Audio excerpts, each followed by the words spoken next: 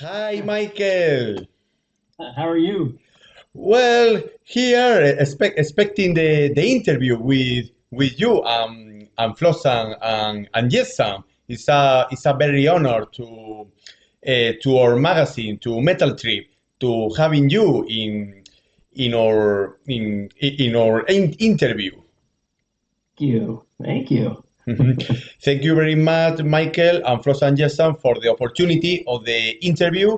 And we won't take much of your time because we suppose you are very busy with your new album, I Am the Weapon. All the merchandising, all the tours, all the interviews with other magazines. It's all good. Thank you for having me today. I appreciate it, and looking forward to talking about some Flotsam and Jetsam and I Am the Weapon with you. Mhm. First of all, Michael, how is the public reception of your latest album, I Am the Weapon? What do people usually think about this album? So far, the reviews have been pretty stellar. A lot of people are saying it's our best record to date, and Mhm. I happen to agree with that. I'm really proud of it, and I know the rest of the guys are really proud of it as well. We had a grueling task to try to make a record as good as our last one, Blood in the Water, and I think that we did a successful job at it. Mhm. So I'm looking forward to hearing more reviews and maybe getting out to some more people with the help of guys like you who get it Mhm. out there for us. It's much appreciated, and hopefully we can get I Am the Weapon in some more hands and some more people to Mhm. listen to it. Mhm. How was the creation and composition of this latest album? It was the same as always. We usually, Steve Conley, the other guitar player, and I usually come up with the riffs to do it, and then we send the riffs off, kind of demo the tracks, Mhm. and then AK and Ken put lyrics to it, and then they record the vocals and the drums, and yeah, it's like an assembly line now. It's a Mhm. finely tuned machine for sure. Mhm.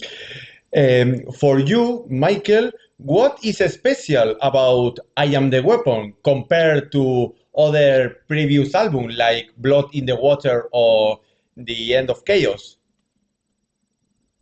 I think this record really what it pinpoints is the big giant choruses, Mhm. something that Flotsam and Jetsam it really hasn't always done in the past. But the last four records that we've released, we really, really concentrated on our songwriting, and I think it's bloomed on "I Am the Weapon" for sure.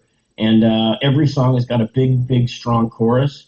Mhm. And given saying that, we're getting a lot of fans. We're a speed thrash metal type band, Mhm. but we're also kind of.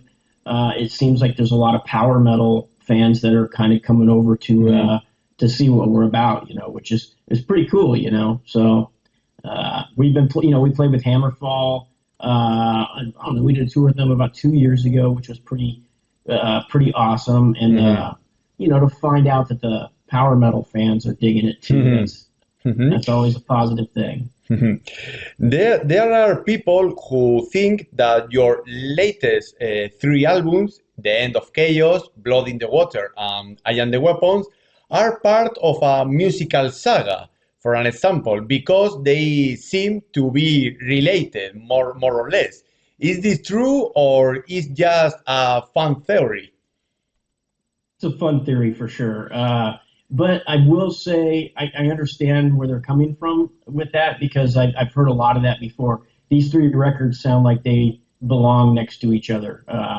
And we've had the same mix master person, which is Jacob Hansen. So that's got a lot to do with the sound. We're still using the same equipment.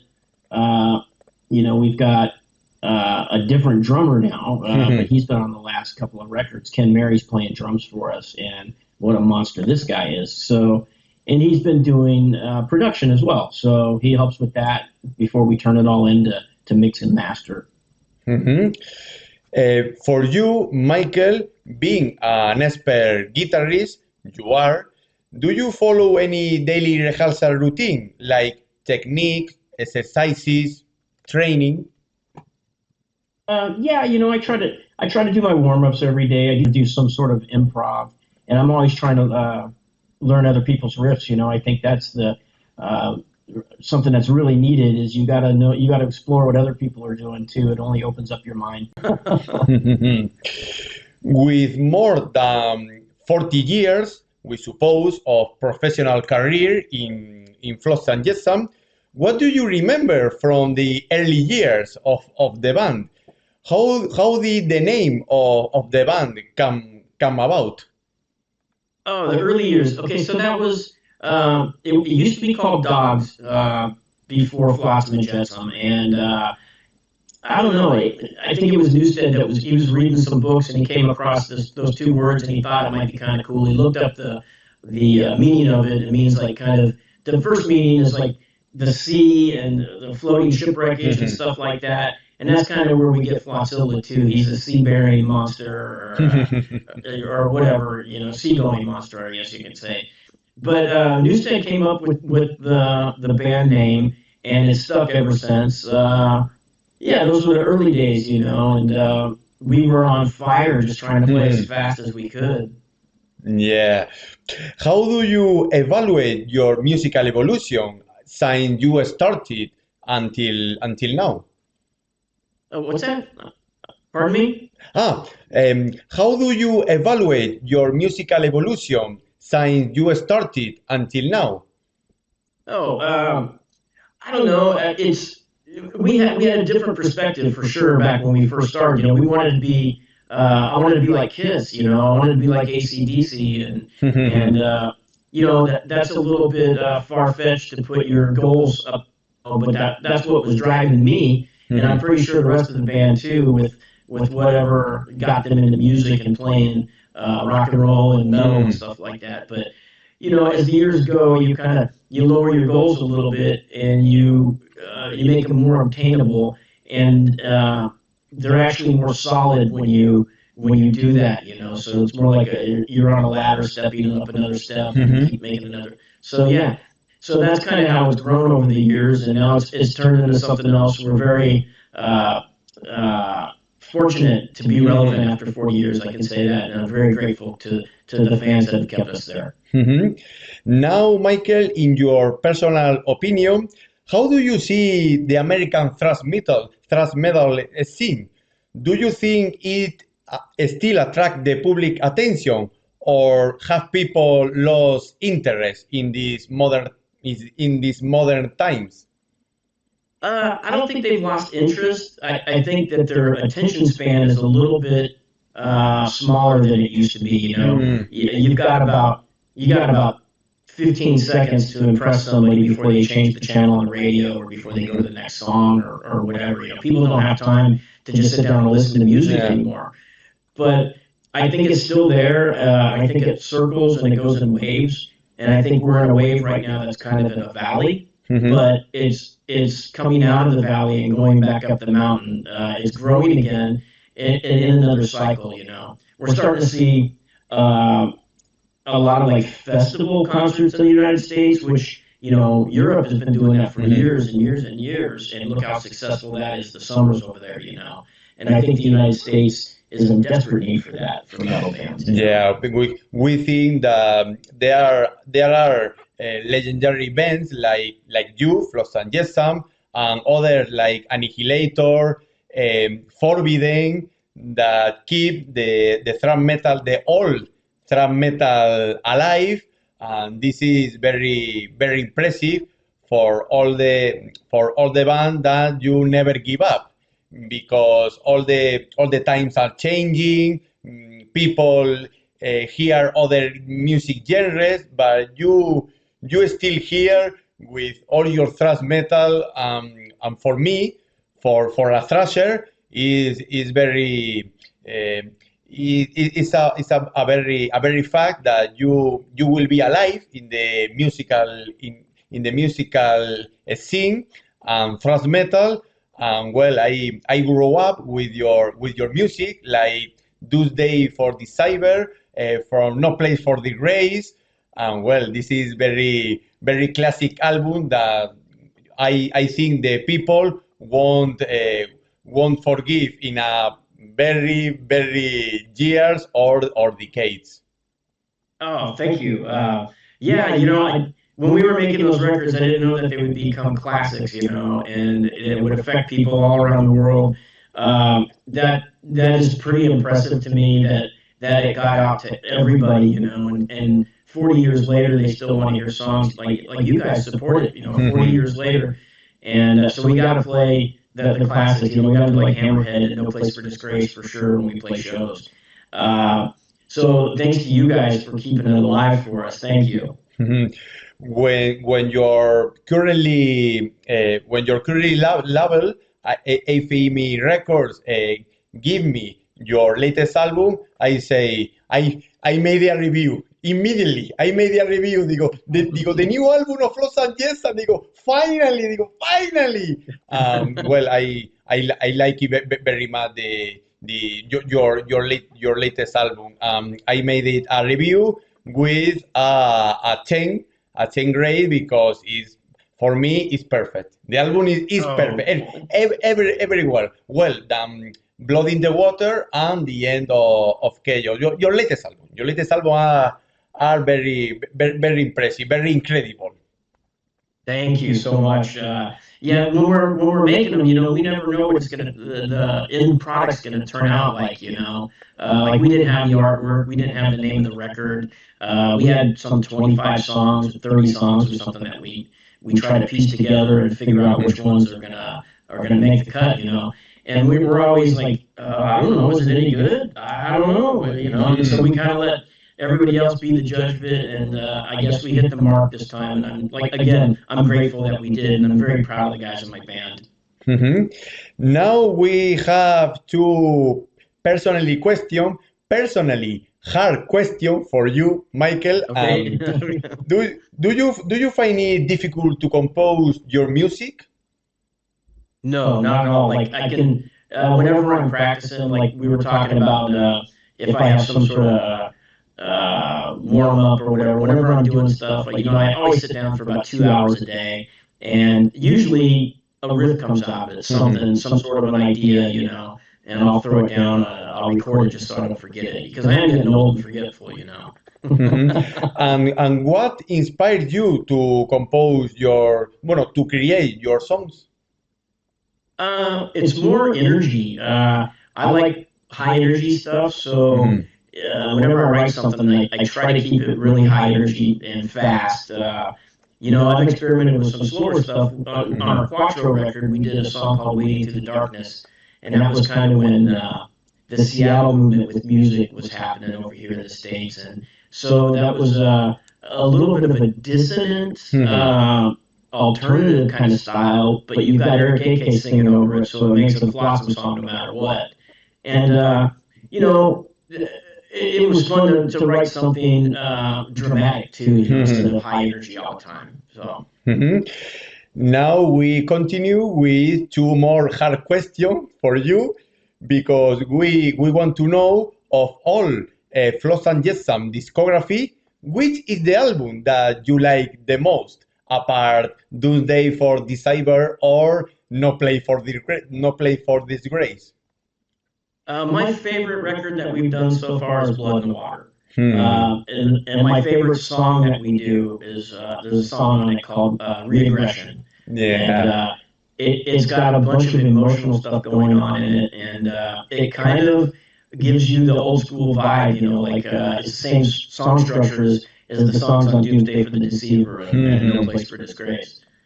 But that's my favorite song that we do.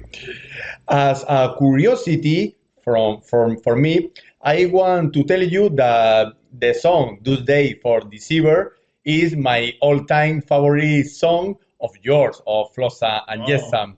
The acoustic introduction is a musical beauty that we can never forget, and whenever I can, I use it a warm up for my daily harp exercises. How do you come up with the idea of creating such an immortal sequence like Doomsday for the Deceiver?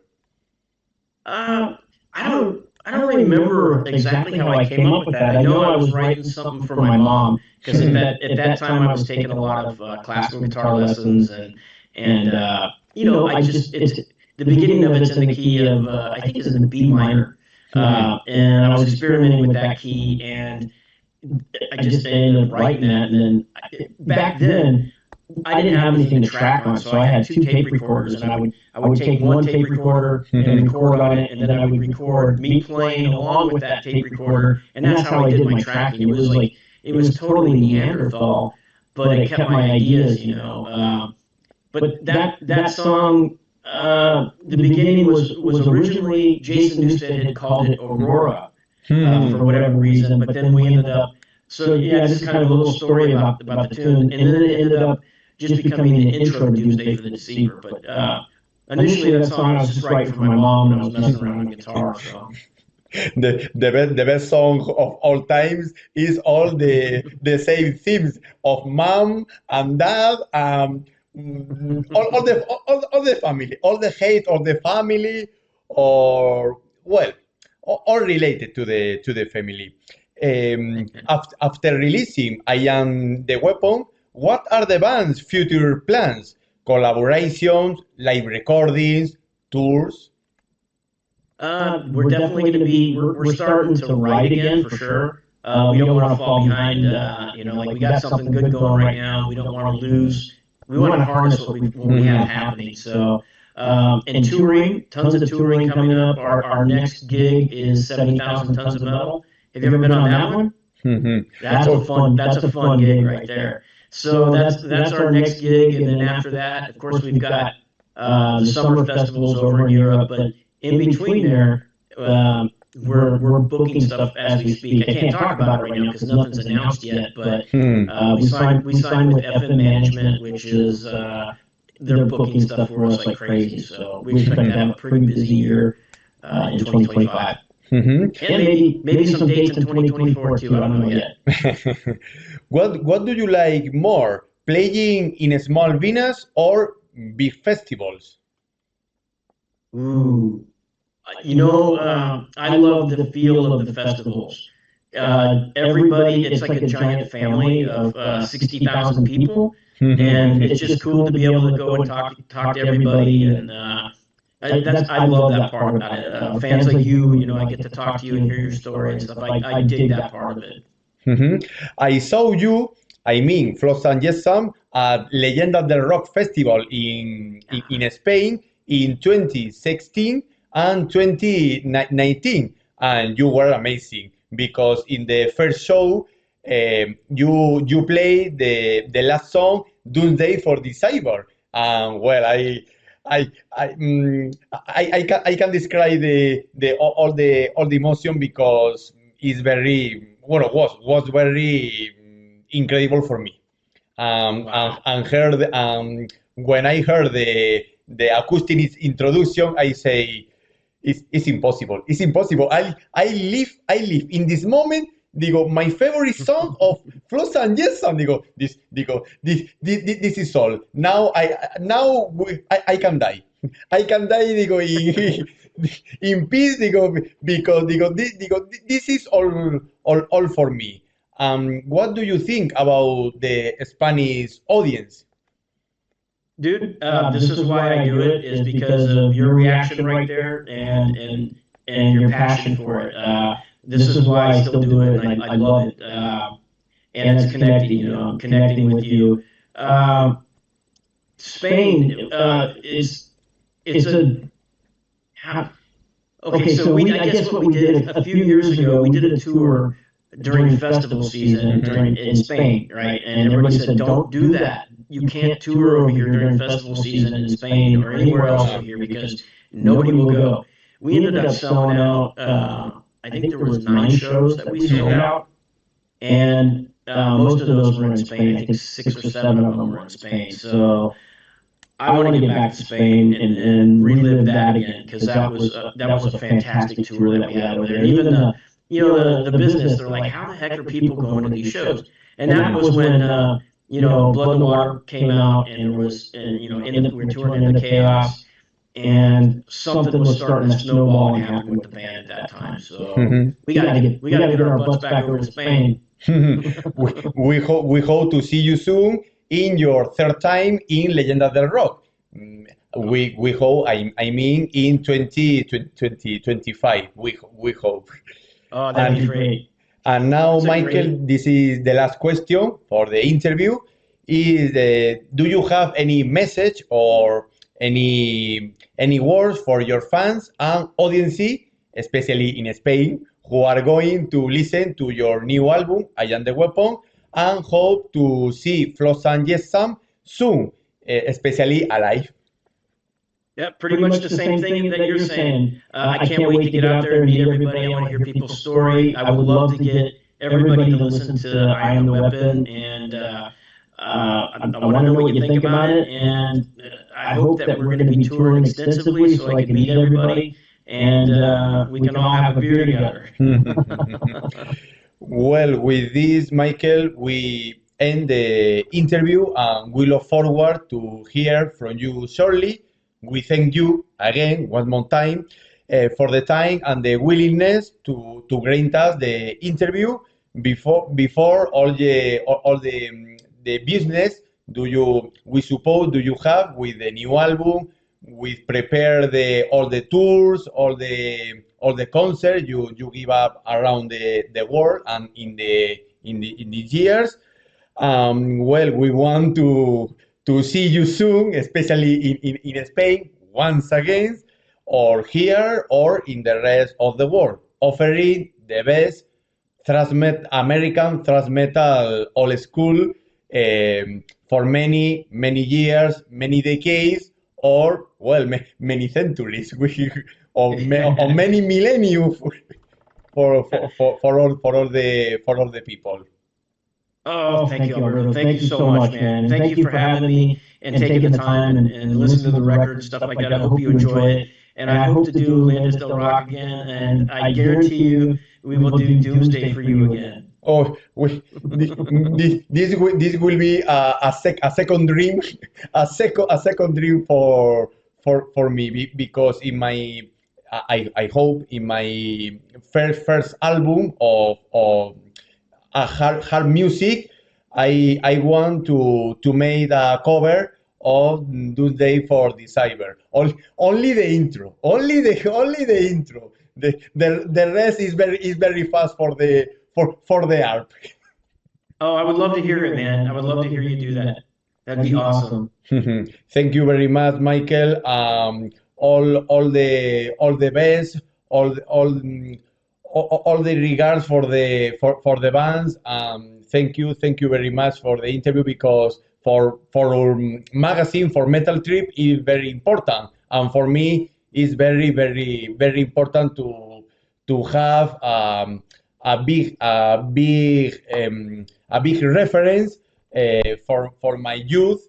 Well, I know, because I don't want another Doomsday for the Cyber. I mean, Doomsday for the Cyber 2, but with all your recently albums, I Am the Weapons, Reign of Chaos, Blood in the Water. Well, the hope in thrash metal is keep alive, especially for me or other thrasher fans. Oh, thank you. Yeah, they can't kill us yet, can they? And well, very, very, very, very kind of you, Michael, to having me and having Metal Trip. Well, in another time, in other concert, we want to see you soon, playing fast, playing the best song, or all the songs you want in Flotsam and Jetsam.